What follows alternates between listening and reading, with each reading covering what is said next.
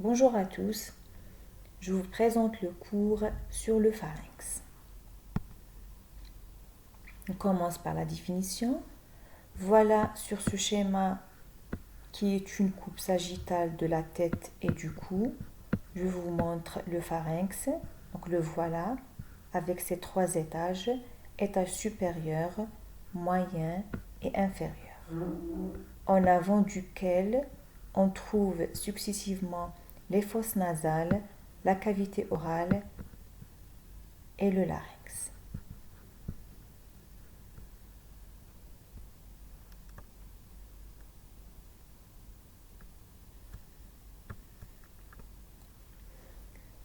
Le pharynx est un segment du tube digestif qui relie la cavité orale à l'œsophage.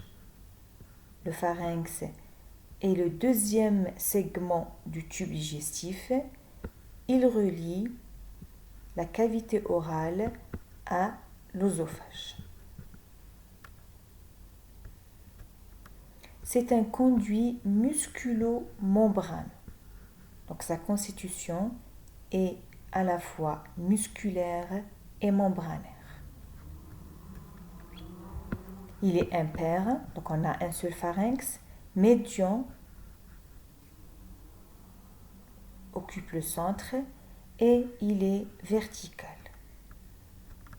Ses limites, donc il est étendu de la base du crâne jusqu'à la partie supérieure du cou où il se continue par l'œsophage.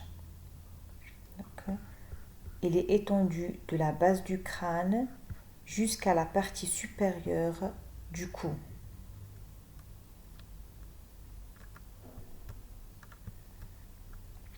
Le pharynx est un carrefour aérodigestif. Voilà le pharynx, dans lequel s'entrecroisent les voies aériennes et les voies digestives. C'est un segment du tube digestif, mais il appartient aussi à l'appareil respiratoire. Pourquoi? Par lequel passe l'air des fosses nasales au larynx. Donc dans le pharynx s'entrecroisent les voies aériennes qui véhiculent l'air des fosses nasales vers le larynx puis la trachée et les voies digestives qui conduisent les aliments depuis de la cavité orale vers l'œsophage. Donc le pharynx est un carrefour dans lequel s'entrecroisent les voies aériennes qui véhiculent l'air et les voies digestives qui conduisent les aliments. Pour ses fonctions, donc c'est un élément de l'appareil digestif, il participe à la déglutition. C'est un élément aussi de l'appareil respiratoire, il participe à la respiration et il a aussi un rôle dans la phonation. Sa situation. Donc le pharynx est situé successivement en arrière des fosses nasales, de la cavité orale et du larynx. Voilà le pharynx.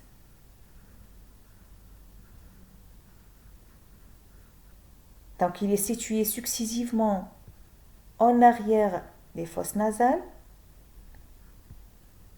en arrière de la cavité orale et en arrière du larynx.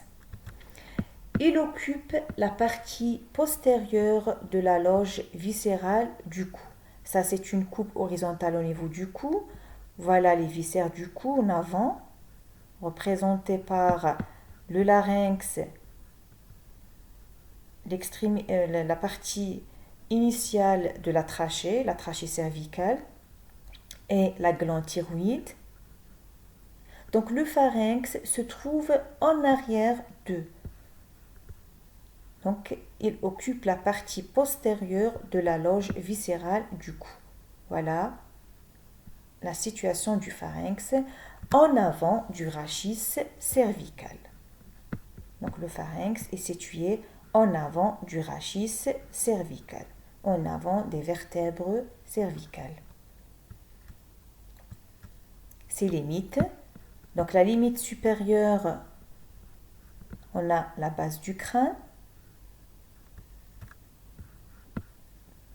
La limite inférieure, l'œsophage. Donc, le pharynx se continue par l'œsophage. Exactement au bord inférieur du cartilage cricoïde, à la hauteur de la 6e vertèbre cervicale. Donc, sa limite supérieure, c'est la base du crâne. Sa limite inférieure, c'est l'œsophage, le début de l'œsophage, au niveau de la 6e vertèbre cervicale, à la hauteur, donc, au niveau du bord inférieur du cartilage cricoïde. En arrière, on a la région prévertébrale, c'est-à-dire en avant des vertèbres cervicales. En avant, les limites antérieures, donc le pharynx, il s'ouvre de haut en bas dans successivement tout en haut la cavité nasale ou les fosses nasales, la cavité buccale et le larynx. Donc, cavité nasale, cavité buccale et larynx représentent la limite antérieure du pharynx. Latéralement, de part et d'autre, le pharynx est limité par les branches montantes de la mandibule. L'os mandibulaire, c'est celui-là. C'est le seul os mobile de la face. Il est formé en avant par un corps et de part et d'autre, c'est un os qui est impair. Donc, il est formé au milieu par un corps et de part et d'autre, on a deux branches montantes, une droite et l'autre gauche. Ce sont des branches verticales. Elles représentent la limite latérale du pharynx. Et aussi, toujours latéralement, on a la région carotidienne, dans laquelle on a des éléments vasculo-nerveux. Carotidien, on l'a appelé carotidien par rapport aux artères carotides. La forme, toujours, ça c'est une coupe frontale de la tête et du cou. Donc le pharynx, voilà le pharynx, il a la forme d'une gouttière, comme vous voyez, une gouttière verticale qui est ouverte en avant. Donc ça, c'est sa paroi postérieure. Donc ici, tout ça, c'est le pharynx qui se continue par l'œsophage. Donc sa paroi postérieure, on la voit ici, et il est ouvert en avant. Il s'ouvre dans la cavité nasale, dans la cavité buccale et dans le larynx. Les dimensions, donc la longueur du pharynx est de 15 cm, le diamètre transversal, il est de 5 cm au niveau du rhinopharynx, 4 cm au niveau de l'oropharynx et 2 cm au niveau du laryngopharynx. Donc le diamètre transversal diffère de haut en bas. Le diamètre antéro-postérieur de l'avant vers l'arrière est de 2 cm. On passe à la configuration interne. Donc la morphologie intérieure du pharynx permet de le subdiviser en 3 segments. Voilà, on voit ici le pharynx. Ça, c'est sa paroi antérieure qui est ouverte. Et ici, on a sa paroi postérieure qui est normalement fermée. On a dû l'ouvrir pour qu'on puisse voir ce qui est en avant. Donc ce schéma montre la base du crâne et le pharynx après avoir ouverture de sa paroi postérieure. Donc normalement la paroi postérieure du pharynx est fermée. C'est une gouttière verticale qui est ouverte en avant. Donc ça, c'est sa paroi antérieure qui est ouverte dans la cavité nasale, dans la cavité orale et dans le larynx. On a 3 segments ou 3 étages. L'étage supérieur rhinopharynx, l'étage moyen oropharynx et l'étage inférieur laryngopharynx. Rhino par rapport aux fosses nasales, oro par rapport à la cavité orale, laryngopharynx par rapport au larynx qui est situé en avant de lui. On commence par le rhinopharynx. Il est appelé, donc voilà, toujours la coupe sagittale. Donc tout ça, c'est le pharynx. On se base juste sur le rhinopharynx. Donc voilà, ça, c'est le rhinopharynx. Et voilà, ça, c'est le rhinopharynx. L'étage supérieur du pharynx, appelé encore cavum. Donc c'est la partie toute supérieure du pharynx située en arrière des fosses nasales. Ses limites, il s'étend de la base du crâne, sa limite supérieure, jusqu'au voile du palais. Le voile du palais, c'est le palais mou. Donc on a le palais qui est le toit de la cavité orale, est dur en avant, il est osseux, et il est mou en arrière. Il représente le voile du palais. Voilà cette coupe sagittale qui montre donc les limites des 3 étages du pharynx.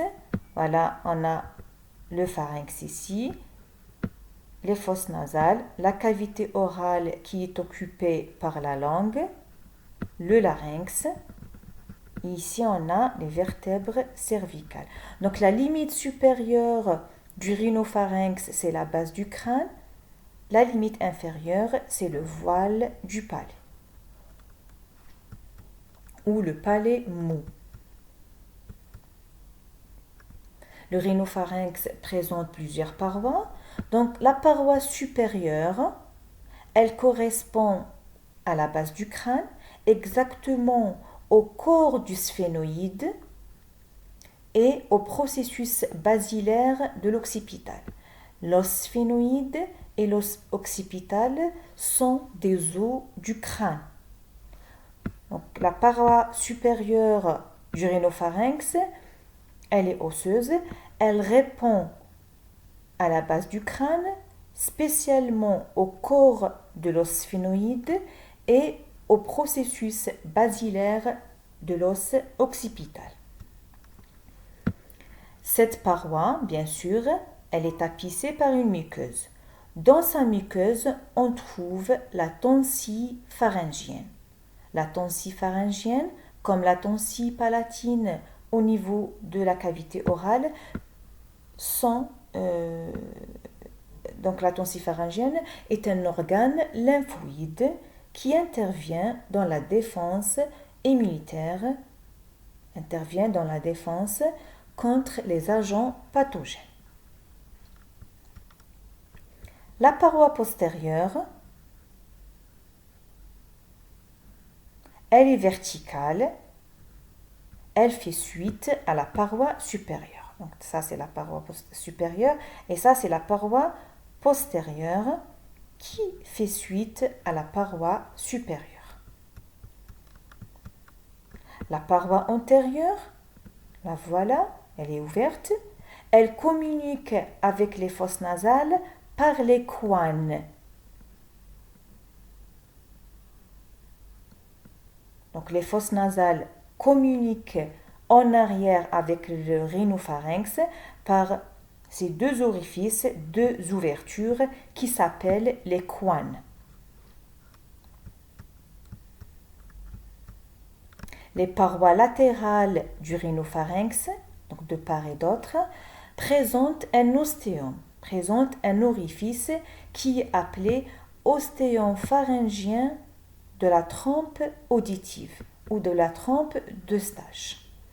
Au niveau du rhinopharynx, de part et d'autre dans les parois latérales, on trouve un ostéum qui correspond à la trompe auditive ou la trompe d'Eustache. Cette trompe est un conduit qui fait communiquer l'oreille moyenne avec le rhinopharynx. Je vous explique sur ce schéma. Ce schéma montre l'oreille avec ses trois parties, oreille externe, oreille moyenne et oreille interne. L'oreille moyenne communique avec le rhinopharynx par cet élément qu'on appelle la trompe auditive ou la trompe d'Eustache. C'est un conduit qui fait communiquer l'oreille moyenne avec le rhinopharynx. Cette trompe d'Eustache donc s'ouvre au niveau des parois latérales du rhinopharynx. Donc on a deux trompes d'Eustache, donc deux orifices dans chaque paroi. Voilà, ce qui explique la complication des rhinites ou des rhumes par des otites moyennes.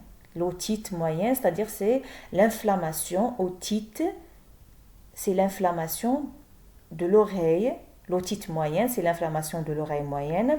Comme il y a une communication entre le rhinopharynx et l'oreille moyenne, les rhinites, l'inflammation du rhinopharynx, peuvent se compliquer par une otite moyenne. Toujours dans le rhinopharynx, on a maintenant la paroi inférieure. Donc la paroi inférieure du rhinopharynx, voilà tout le rhinopharynx, sa paroi inférieure, elle correspond à la face supérieure du voile du palais.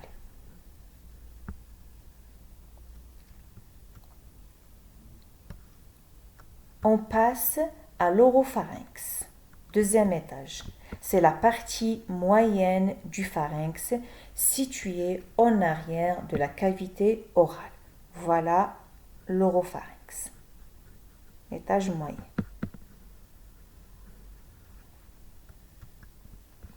Ses limites, il est situé entre le voile du palais, là où se termine le précédent, et le bord supérieur de l'épiglotte, le bord supérieur du cartilage épiglottique. Toujours, ce schéma montre les limites. Voilà l'oropharynx. Limite supérieure, c'est le voile du palais, et limite inférieure, c'est l'épiglotte. Comme le rhinopharynx, l'oropharynx a aussi des parois. Donc la paroi supérieure de l'oropharynx, elle est formée par le voile du palais. C'est la face inférieure du voile du palais. Voilà. L'oropharynx. Donc sa paroi supérieure est formée par le voile du palais. Sa paroi antérieure, la paroi antérieure de l'oropharynx, communique avec la cavité orale par l'isthme de Gauzy. On dit que la cavité orale s'ouvre en arrière dans le rhinopharynx par l'isthme de Gauzy, ou L'oropharynx est celui-là. Il communique avec la cavité orale par l'isthme de Gouzi. Les parois latérales de l'oropharynx. L'oropharynx, c'est le fond de la gorge. Donc les parois latérales de l'oropharynx, au niveau de laquelle s'implantent les piliers du voile du palais. Le voile du palais a des piliers. Ces piliers s'implantent latéralement de part et d'autre au niveau des parois latérales de l'oropharynx. Ils vont limiter la tonsie. Ils vont limiter une fosse, c'est la fosse palatine, dans laquelle se trouve la tonsie palatine ou l'amygdale palatine. Je reprends. En ce qui concerne les parois latérales de l'oropharynx. Dans les parois latérales de l'oropharynx s'implantent les piliers du voile du palais. Ces piliers vont limiter, quand vous voyez, une fosse de part et d'autre. Dans cette fosse, il y a la tonsie palatine ou l'amygdale palatine qui est un organe lymphoïde, comme la tonsie pharyngienne au niveau du rhinopharynx. Voilà l'oropharynx. Sa limite inférieure, le cartilage épiglottique. Voilà les parois latérales. On a les tonsilles palatines qui occupent les fosses palatines, limitées par les piliers du voile du palais. Donc ça, c'est le voile du palais ou le palais mou, et ça, c'est ses piliers.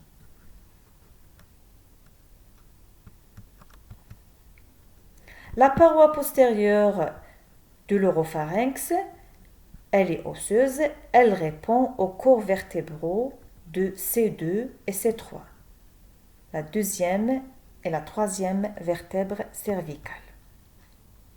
Voilà pour l'oropharynx. On passe au laryngopharynx, l'étage inférieur. Donc c'est la partie inférieure du pharynx en regard du larynx. Voilà le laryngopharynx. Et voilà le laryngopharynx sur ce schéma, qui se continue par l'œsophage. Il est situé entre le bord supérieur de l'épiglotte, là où se termine l'oropharynx, et le bord inférieur du cartilage cricoïde. Donc ses limites, c'est l'épiglotte en haut et le bord inférieur du cartilage cricoïde en bas, à la hauteur de la sixième vertèbre cervicale. Toujours sur ce schéma, on peut voir les limites, le cartilage, donc l'épiglotte, et la limite inférieure, le cartilage cricoïde, à la hauteur de la sixième vertèbre cervicale. La face antérieure du laryngopharynx, elle répond au larynx, elle répond à la face postérieure du larynx. La face postérieure du laryngopharynx, elle répond aux corps vertébraux C4, C5 et C6, quatrième et cinquième et sixième vertèbre cervicale. Les faces latérales du laryngopharynx, donc limite avec le larynx, les gouttières pharyngolaryngées, appelées encore sinus piriforme. Donc le laryngopharynx limite avec le larynx des gouttières de part et d'autre. Le larynx, il est en avant Et ça, c'est le laryngopharynx. Donc le laryngopharynx limite avec le larynx qui est en avant de lui deux gouttières latérales. C'est des gouttières pharyngolaryngées appelées sinus piriforme. L'extrémité inférieure du laryngopharynx forme l'orifice inférieur du pharynx. Voilà l'extrémité inférieure du laryngopharynx. Elle forme l'orifice inférieur du pharynx. Elle est séparée de l'œsophage par un bourrelet muqueux, un anneau ou un bourrelet muqueux semi-lunaire. C'est la bouche de Killian. C'est-à-dire la limite entre le pharynx et l'œsophage est présentée par ce qu'on appelle la bouche de Killian.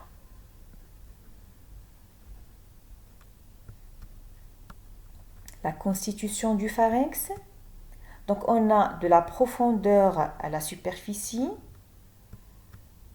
une muqueuse, voilà sur cette coupe horizontale, on peut voir la constitution du pharynx, voilà, tout ça c'est le pharynx. Ici, la coupe est prise au niveau de l'oropharynx. On a ici la langue avec la cavité orale, les tonsilles palatines, les deux os mandibulaires, l'os mandibulaire avec ses deux parties droite et gauche. L'os mandibulaire, donc il est impair, on a un seul os mandibulaire. Ça c'est la vertèbre. Ça, c'est la glande parotide.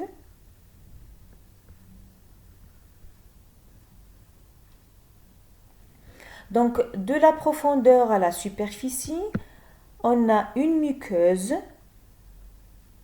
représentée par numéro 25, un plan musculaire, des muscles qui sont tapissés en dedans et en dehors par des fascias ou des aponevroses. En dedans, on a l'aponevrose intrapharyngienne ou fascia interne. Et en dehors, on a le fascia externe.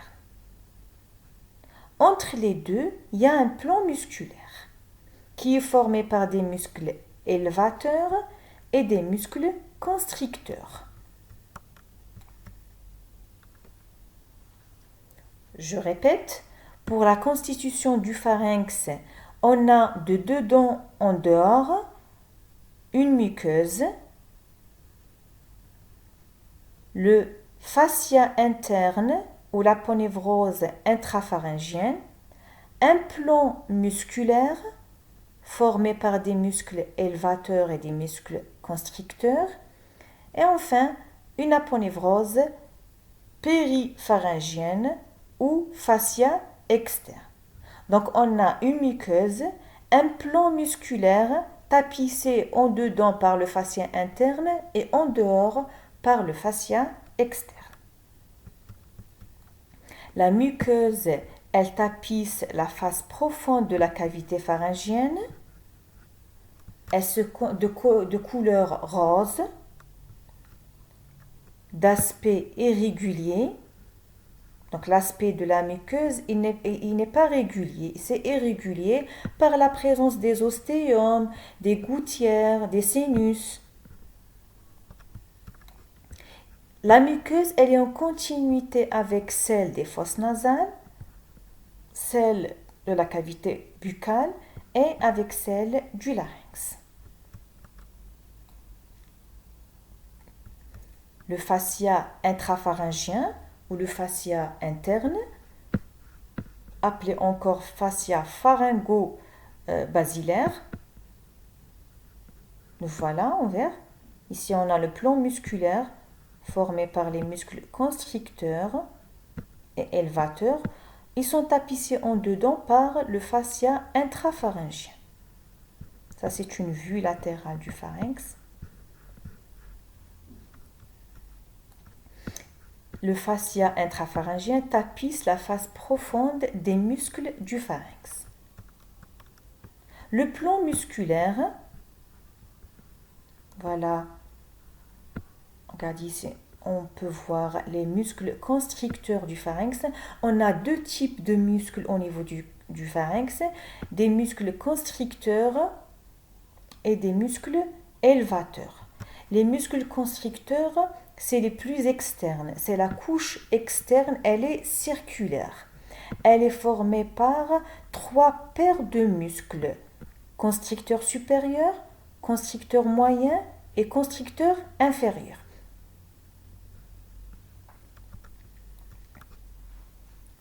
Les muscles se portent obliquement vers l'arrière pour s'unir sur la ligne médiane et forment le raphet médian. Donc on a trois paires de muscles constricteurs qui vont vers l'arrière, ils vont s'unir et former le raphet médian. Donc les muscles constricteurs représentent, ce sont des muscles superficiels, représentent la couche externe, en dedans duquel se trouvent les muscles élevateurs. Donc on a constricteur supérieur, moyen et inférieur. Sur cette vue latérale, voilà le constricteur supérieur, le constricteur moyen et le constricteur inférieur. Constricteur supérieur, moyen et inférieur. Ça, c'est une vue postérieure du pharynx, vue postérieure schématique du pharynx. La paroi antérieure, elle est ouverte.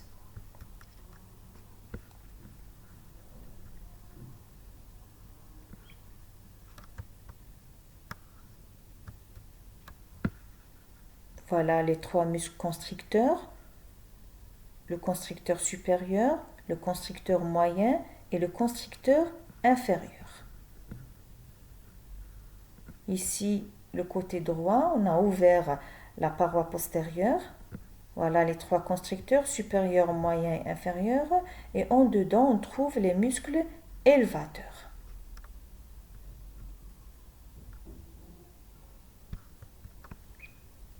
Donc, ils ne sont pas montrés ici. Donc, les muscles élevateurs, on a deux muscles élevateurs. On a le muscle palatopharyngien et le muscle stylopharyngien. La deuxième couche des muscles du pharynx, c'est les muscles élevateurs. C'est des muscles longitudinaux. On a le muscle palatopharyngien qui s'insère sur l'os palatin et se termine dans le pharynx, et le muscle stylopharyngien. On le voit ici. Voilà aussi le muscle stylopharyngien qui est situé dans la face, qui répond à la face interne, la face profonde des muscles constricteurs. Stylopharyngien parce qu'il s'insère au niveau du processus styloïde de l'os temporal. Voilà, pour récapituler, les muscles du pharynx sont, on a deux groupes. Groupe des constricteurs, supérieur, moyen et inférieur, c'est la couche externe. Et une couche interne représentée par les muscles élevateurs, on a deux, le palatopharyngien et le stylopharyngien. C'est des muscles, comme vous voyez, longitudinaux, qu'on trouve à la face profonde des muscles constricteurs. Ici, les constricteurs sont mis en place. Ici, on a ouvert la paroi postérieure pour qu'on puisse voir les muscles élevateurs.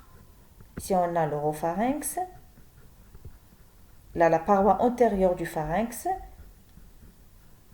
l'oropharynx, le laryngopharynx et la paroi antérieure du rhinopharynx.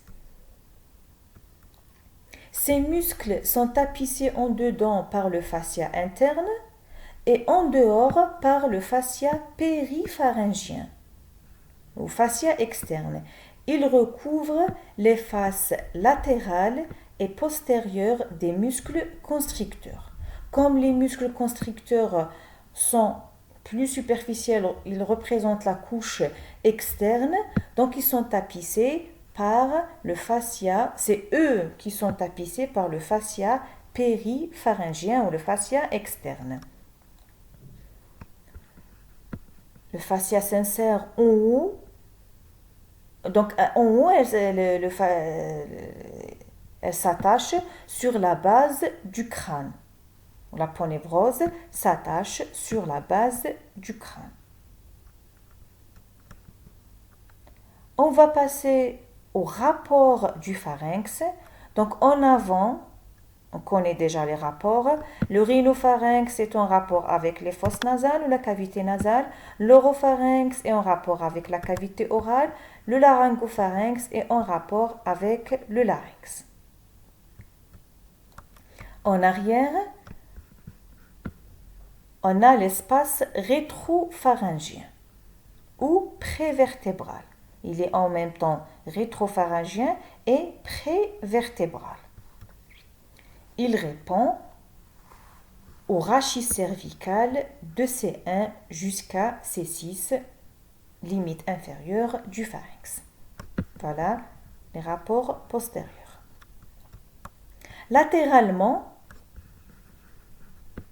sur cette coupe horizontale au niveau de la deuxième vertèbre cervicale, latéralement, le pharynx est en rapport avec l'espace maxillo-pharyngien. Donc cet espace est appelé espace maxillo-pharyngien. Maxillo par rapport à l'os maxillaire inférieur, l'os mandibulaire est appelé encore maxillaire inférieur. Et pharyngien par rapport au pharynx. Cet espace entre l'os maxillaire inférieur ou l'os mandibulaire et le pharynx est appelé espace maxillo-pharyngien. Cet espace, bien sûr, contient des éléments vasculo-nerveux et viscéraux.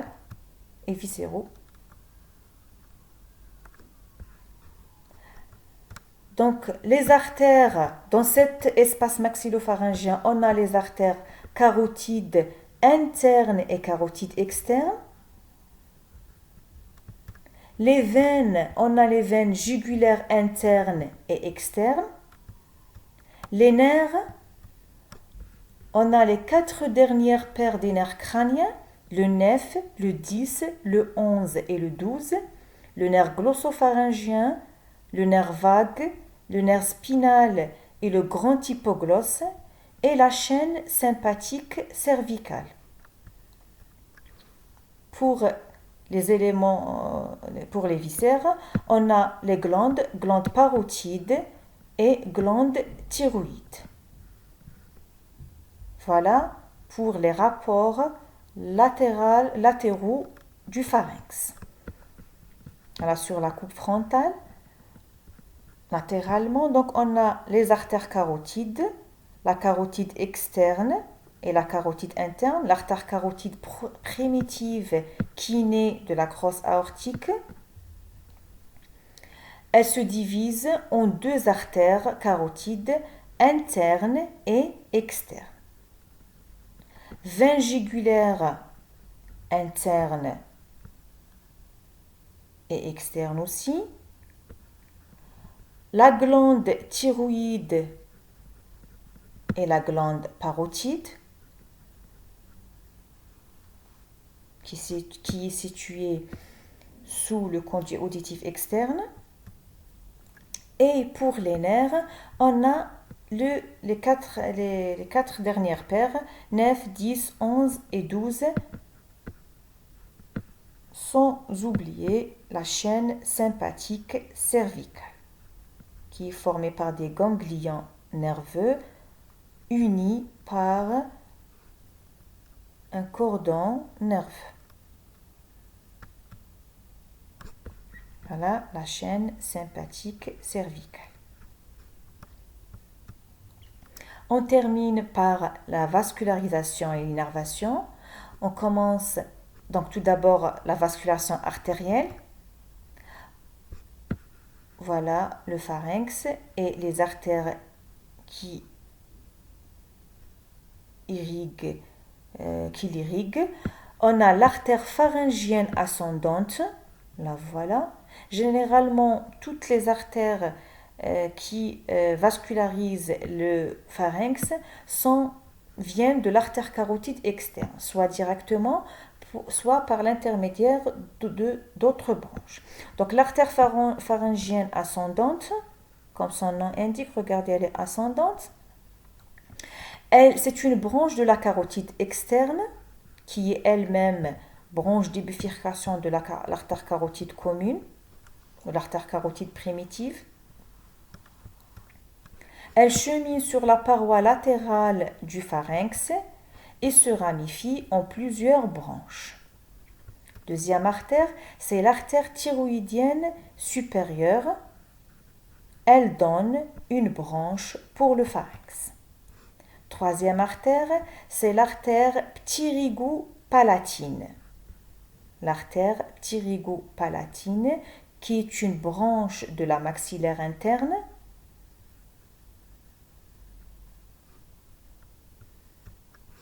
Et l'artère palatine ascendante, qui est une branche de l'artère faciale. Donc l'artère faciale naît de la carotide externe et elle donne une branche pour le pharynx appelée artère palatine ascendante. Donc pour récapituler, on a artère pharyngienne ascendante qui naît directement de la carotide externe, artère palatine ascendante qui naît de l'artère qui est une branche de l'artère faciale, l'artère thyroïdienne supérieure, donc c'est une artère destinée à la thyroïde et elle donne une branche pour le pharynx, et la ptyrigopalatine qui naît de la maxillaire interne. La vascularisation veineuse, donc le drainage veineux du pharynx se fait par un plexus veineux sous-muqueux qui se jette dans un plexus veineux superficiel. Le tout va se jeter dans la veine jugulaire interne. Donc les rameaux veineux du plexus superficiel vont se rendre aux veines jugulaires internes, bien évidemment à droite et à gauche. Le drainage lymphatique, donc les collecteurs lymphatiques se divisent en trois groupes. Un groupe postérieur, voilà, qui aboutit au ganglion lymphatique rétropharyngé et de la chaîne jugulaire interne. Donc on a un groupe postérieur, c'est-à-dire en arrière du pharynx. Donc la lymphe, elle va aboutir au lymphoneux rétropharyngien et au lymphoneux de la chaîne jugulaire interne. Un groupe latéral, le voilà, qui se draine dans la chaîne jugulaire interne, et un groupe inférieur qui aboutit au lymphoneux de la chaîne récurrentielle, c'est-à-dire des veines des ganglions lymphatiques qui vont accompagner le nerf récurrent. On termine par l'innervation. Donc on a l'innervation motrice est assurée par le nerf vague et le nerf glossopharyngien. L'innervation sensitive est assurée par le nerf vague et le nerf glossopharyngien. L'innervation végétative, c'est-à-dire pour le fonctionnement du pharynx, est assurée par le nerf vague et le nerf sympathique. Donc l'innervation motrice en ce qui concerne la motricité du pharynx, c'est-à-dire l'innervation des muscles du pharynx. Et la sensibilité du pharynx sont assurées par le vague et le glossopharyngien. Pour ce qui concerne le fonctionnement du pharynx, donc l'innervation est assurée par le nerf vague et la chaîne sympathique cervicale.